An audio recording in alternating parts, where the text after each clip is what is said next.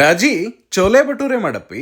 ಅಯ್ಯ ಚೋಲೆ ಭಟೋರೆ ತಿನ್ಬೇಕ ಅನ್ಸಾತೈತೆ ನಿಮಗೆ ತಡೀರಿ ಹಂಗಾರ ಮಾಡಿಕೊಡ್ತೇನಂತ. ಫಸ್ಟ್ ಅದಕ್ಕೆ ಏನ್ ಮಾಡ್ತೇನಂದ್ರ ಒಂದ್ ಬಟ್ಲ ಆಗೋಷ್ಟು ಕಾಬೂಲ್ ಕಡ್ಲಿನ ನೆನ್ಸಿಟ್ಟಿದ್ದನ್ನ ಕುಕ್ಕರ್ಗೆ ಹಾಕಿ ಜೊತೆಗೆ ಒಂದೆರಡು ಆಲೂಗಡ್ಡಿ ಹಾಕಿ ಅದನ್ನ 3-4 ವಿಸಿಲ್ ಹೊಡಿಸ್ಕೊತೇನಿ. ಅವ್ ಚಲೋ ತಂಕುದಿಂದ ಕುಕ್ಕರ್ ಲಿಡ್ ಓಪನ್ ಮಾಡಿ ಅದ್ರೊಳಗೆ ನಾವ್ ಆಲೂಗಡ್ಡೆ ಹಾಕಿರ್ತೇವಲ್ಲ ಅದನ್ನ ಗ್ರೈಂಡರ್ಗೆ ಹಾಕೊಂಡು ಜೊತೆಗೆ ಒಂದ್ ಚಮಚೆ ಆಗುವಷ್ಟು ಕಾಬೂಲ್ ಕಡ್ಲಿನೂ ಅದಕ್ಕೆ ಹಾಕಿ ಇದನ್ನ ಚಲೋ ತಂಗ ಪೇಸ್ಟ್ ಮಾಡಿ ರೆಡಿ ಇಟ್ಕೋಬೇಕ. ಈಗ ಈ ಕಡವಲಿ ಮೇಲೆ ಒಂದ್ ಪಾತ್ರೆ ಇಟ್ಟು ಅದಕ್ಕೆ ಒಂದ್ ಸ್ವಲ್ಪ ಎಣ್ಣೆ ಹಾಕಿ ಎಣ್ಣೆ ಕಾದಿಂದ ಒಂದ್ ಸ್ವಲ್ಪ ಜೀರ್ಗಿ ಬೇ ಲೀಫ್ ಹಸಿಮೆಣಸಿನ್ಕಾಯಿ ಹಾಕಿ ಇದನ್ನೆಲ್ಲ ಅದನ್ನು ಚಲೋ ಹೊತ್ತಂಗ ಫ್ರೈ ಮಾಡ್ಕೋಬೇಕು. ಆಮೇಲೆ ಇದಕ್ಕೆ ಶುಂಠಿ ಬೆಳ್ಳುಳ್ಳಿ ಪೇಸ್ಟ್ ಹಾಕಿ ಜೊತೆಗೆ ಒಂದ್ ಬಟ್ಲ ಆಗುವಷ್ಟು ಉಳ್ಳಾಗಡ್ಡಿ ಹಾಕಿ ಇದನ್ನೆಲ್ಲ ಅದನ್ನು ಚಂದಂಗ ಮಿಕ್ಸ್ ಮಾಡ್ಕೋಬೇಕು. ಉಳ್ಳಾಗಡ್ಡಿ ಚಂದಂಗ ಬೇಯ್ಬೇಕು. ಆಮೇಲೆ ಇದಕ್ಕೆ ಒಂದ್ ಬಟ್ಲ ಆಗುವಷ್ಟು ಟೊಮ್ಯಾಟೊ ರಸ ರೆಡಿ ಇಟ್ಕೊಂಡಿರ್ತೇನೆ ಅದನ್ನ ಹಾಕಿ ಮತ್ ನಾವೇನ್ ಪೇಸ್ಟ್ ಮಾಡ್ಕೊಂಡಿರ್ತೇವಲ್ಲ ಆ ಪೇಸ್ಟ್ ಇದಕ್ಕೆ ಹಾಕಿ ಇದನ್ನೆಲ್ಲ ಅದನ್ನು ಚಂದಂಗ ಮಿಕ್ಸ್ ಮಾಡ್ಕೋಬೇಕು. ಈಗ 1 ಸ್ಪೂನ್ ಆಗುವಷ್ಟು ಧನಿಯಾ ಪೌಡರ್ ಮತ್ತು 1-2 ಸ್ಪೂನ್ ಆಗುವಷ್ಟು ಗರಂ ಮಸಾಲ, ಒಣ ಖಾರ, ಜೊತೆಗೆ ಒಂದ್ ಸ್ವಲ್ಪ ಅರ್ಶಿನ ಪುಡಿ, 1-2-3 ಸ್ಪೂನ್ ಆಗುವಷ್ಟು ಚೋಲೆ ಭಟೋರೆ ಮಸಾಲ,